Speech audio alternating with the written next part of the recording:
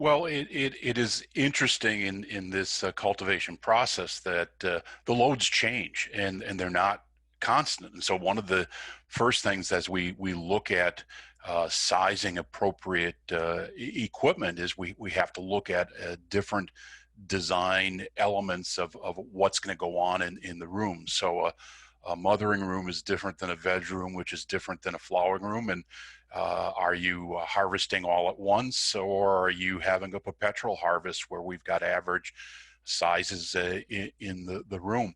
And so when we talk about it, what we really need to hear from the engineer is, here at this design condition is my cooling load, the sensible side of it, and at this same design condition, at that same moment in time, I have to remove this much moisture, uh, and we need to then compare it at different elements.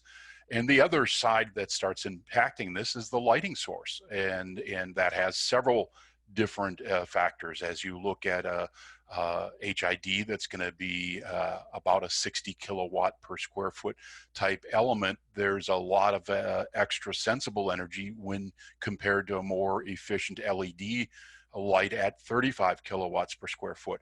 So understanding the impact of your lighting choice is hugely critical in communicating that to the engineer and the HVAC firm, because it's going to change the load that we need to compare it. The other side of it is the cooling part of an HVAC machine is really the easier side to consider. It's the moisture removal side that is the more challenging in my aspect. And as we see those temperature conditions showing between 65 at the low end and 80, and different relative humidities and dew points, as you start getting into the lower conditions or the lower dew points, the HVAC systems remove less moisture per a nominal size. In other words, we have to upsize if that's where you want to control to. And so we have to understand what we're trying to do with the equipment at a particular design condition as we go forward.